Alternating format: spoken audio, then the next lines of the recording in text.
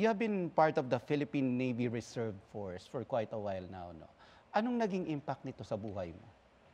Ah, nung lumalaki kasi ako, pinalaki ako ng aking mga magulang sa mga values and principles na hanggang ngayon ay bit-bit ko.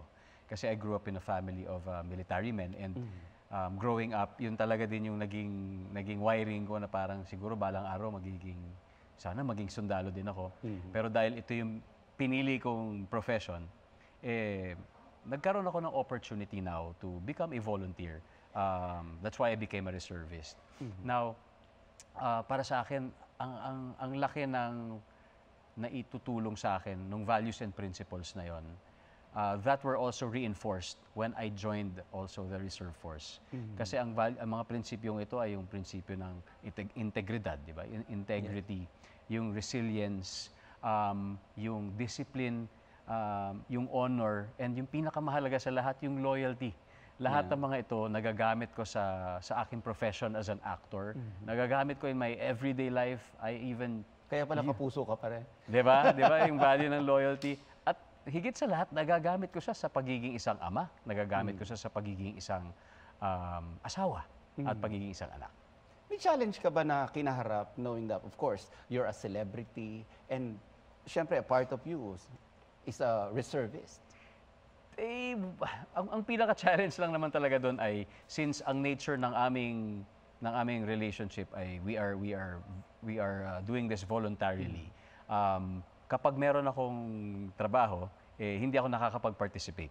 Kaya kapag meron akong free time na kagaya nito mga nakaraang buwan, actively nagvo-volunteer ako at nagpa-participate ako sa mga kailangan gawin. I've known you since you were a teenager. Marami ng ding-dong Dante stages ang dinaanan ko. Di ba, I was telling you nga kanina, I've been a writer for you nung ever since simula pa lang. Ako as an observer, nakita ko na parang wala kang pinagdaanan na lowest point sa buhay mo. Parang lahat paangat eh. Tama ba ako? Siyempre, baka kasi sa larangan ng ating profesyon, ang nakikita lang kasi madalas ay yung pinapalabas na. Di ba? Marami doon ang behind the scenes na hindi nakikita yung proseso kung paano narating ang produktong ito, ang proyektong ito. At sinasabi ko naman na marami namang pagkakataon na hindi parating masaya. Di ba? And siguro aside from maybe apart from calling these low points, siguro I would consider them as gaps na hindi klaro lang siguro yung gusto kong mangyari at gusto kong gawin at yung solusyon. Napro-frustrate ka ba? Of course, may mga ganong pagkakataon. Pero gaps sila. And katulad ng kahit anong challenge, opportunity ito para mag-grow ka bilang tao.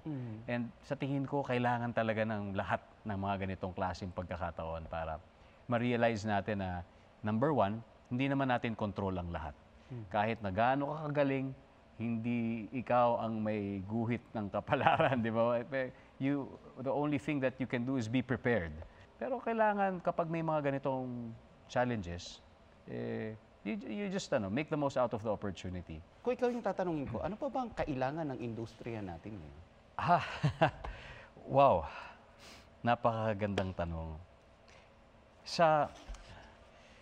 Naniniwala ako kasi na parang may tatlong malalakas na pillars at elemento yung industriya na kapag pinatibay mo talaga ay makikita mo yung ideal state.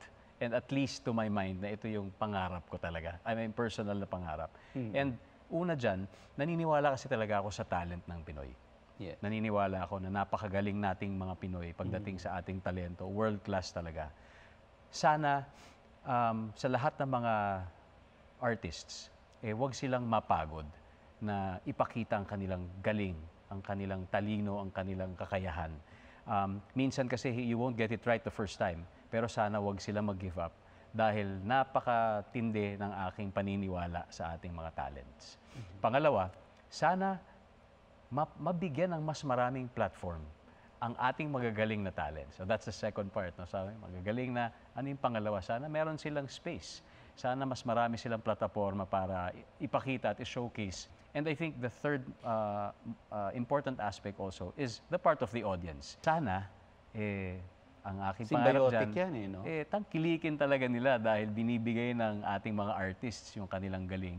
Sana mapansin nila, tangkilikin nila at mahalin nila yung ating sariling gawa. And I'm happy GMA is doing that right now, di ba? We are expanding our platforms, hindi lang dito, pati sa ibang bansa. Yes. We're producing more films.